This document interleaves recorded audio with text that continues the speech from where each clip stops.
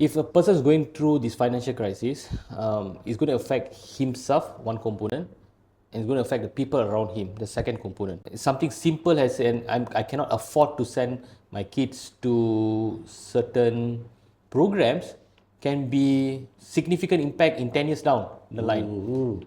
One. Two, relationship at work. Because now he has to perform more for less. So now going to work, it's no more like meeting a tiger. It's like meeting your colleagues, your bosses. The stress is constantly there. Wow. Every day he's fighting. He's in a war zone every day. Wow. Welcome to Change Catalyst, Mindshift Mastery, where we dive into the world of transforming minds. I'm Dr. Anand, with a keen interest in how our subconscious thoughts shape us.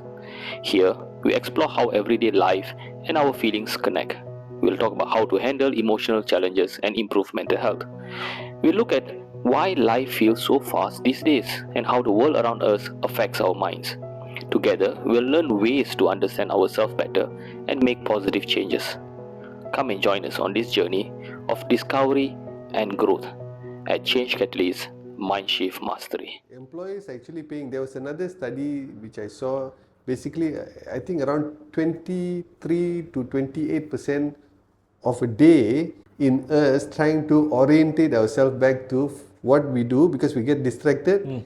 We go there, and then by the time we get orientated back, it takes time. So we lose around 23 to 28% of a day. So just imagine, none of the people get 28% reduction in their salary. Yeah. So all these things actually happening, and that's why I always feel that it's good that employees still pay you full amount for all the distraction that's taking place. That's one way of looking at it. Right? See, when you say presence just now, see when things are going outside, circumstances, economy is downturn, financial crisis, the person is not present. The person is thinking of the future. Things are going to be worse. Things 10 years from now, 5 years from now, how it's going to be. So he's not present. And he keeps complaining, in the past, we didn't have this problem 10 years ago. Yep. So a person is never present in the time of crisis. So thinking about this, how do you think a person can make the changes? Thinking, now I need to do something. What would you advise him? Yes, doctor. Just now we were talking about a lot of people are not aware, they're not conscious about things. Now, what can they do once they are aware of the situation they are in? Yeah, so there's a study that's being done. It was done during the time by this person by the name of Sweeney Rankin or something like that in the Wuhan, to study the impact of flow and mindfulness on long period of quarantine. So again, financial uncertainty, we don't know when it's going to end. If you know when it's going to end, then it's not a problem. Correct. So don't know how long it's going to be. It's a gloomy thing for some time. So what they did, they took actually more than 5,000 participants in Wuhan and other major cities in China affected by COVID-19, and completed an online survey where they assessed the length of their quarantine, their overall well-being during the past week, and any flow and mindfulness, a state of focusing one's awareness on the present moment, and that they experienced during the same period. Now, this is the thing, when looking at the overall well-being, Sweeney and Rankin found that people in a lengthy quarantine who reported higher than average flow experiences were no worse off than people who had not yet quarantined. Now, therefore, engaging in the flow-inducing activities such as running, painting, and gardening may be a particularly effective way to protect against potentially deleterious effects of period of quarantine. So, what it says is that the question is, what can they do? So, what they can do is that they can actually do a lot of things. First of all, in the financial thing, they need to find out where they are financially first. Correct. Okay, this is where I am, and then start looking at what are the leakages that they're having. This is being prudent. Okay, these are my leakages, I have unnecessary expenses I'm going, maybe I need to first plug the hole before I start building anything. So I'm going to cut this off, cut that off, certain subscription, you need to let it go and all that. And there's something, when people with this online shopping 10, 10, 11, 11, they need to be very careful, especially with the money, because people are just so addicted when it comes, and The media is superb. They just throw you with all these things and you want to buy. And majority of the time when you buy, you're just keeping it in the storehouse and not using it. So I use this. I've taught my kids to do the same thing, which is very powerful. It's called times 5 principle. So if something comes to you, you want to buy, you ask this question, okay, this is 100 ringgit, and then times it by 5. It's 500 ringgit. Will I buy now this product, this thing, let's say, for 500 ringgit right now? Why 5? Not 10, not... Okay, I'll come to it. Oh, okay. 5 times. So, if the answer is, I won't be paying 500 for this, I don't buy. The reason is, 20 years down the road, that thing could be valued if the money that you can save of around 5 times. So the 100 ringgit that you're saving could be 500 ringgit in the future, because it's a saving that you have with you. If you let go into something that is useless, it's gone. So I think people need to be very prudent about whatever that they are doing.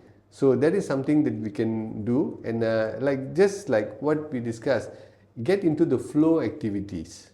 Gets the mind off. I have this saying that I always say, success is inevitable, the secret is in the wait.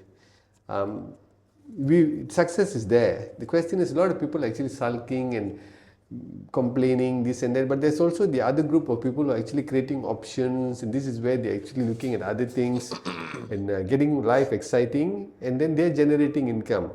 I think all that boils down to the chemical reaction in what's happening in themselves, right, doctor? So maybe over here you can just share, when they are happy and doing stuff, what are the things that is actually changing within them, doctor? What I know is, neurochemically, when someone is happy, engaging in activity, there are many chemicals and hormones being flushed on the system. So main one will be dopamine. Then there's something called oxytocin, serotonin. All these are good hormones, chemicals in the brain. So when they fire, they actually rewires the brain, saying they associate to that event or activity to pleasantness. And I think that's where they feel more, I'm doing this, I feel good. So the brain registers that program, wanting them to do more of it. If I do more, I get more hormones, more chemicals. So it's a good positive feedback mechanism. So I think that's what happens to them.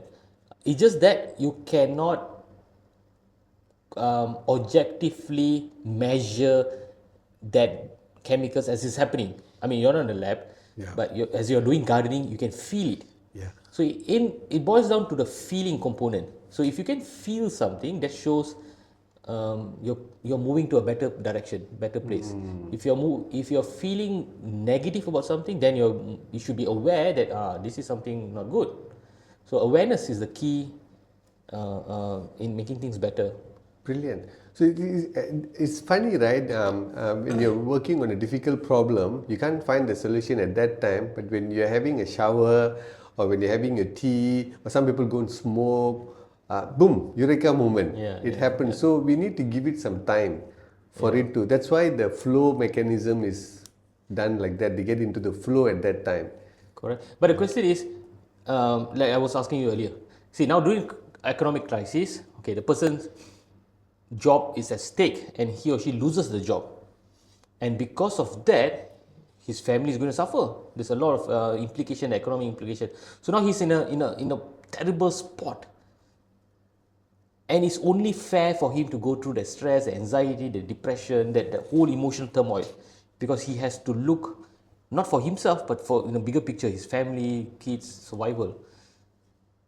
And if you were to talk about positive psychology to this group of people, at that point of time, it's just like talking philosophy to a hungry man. A hungry man just needs food. So now this person just needs to survive. And the body is wired for that. And the body, the chemicals are pumped up. What can he do to make things better? That's an excellent question. It's good we had a cup of tea just now and this thing popped up also. This is amazing for us to share. I think it boils down to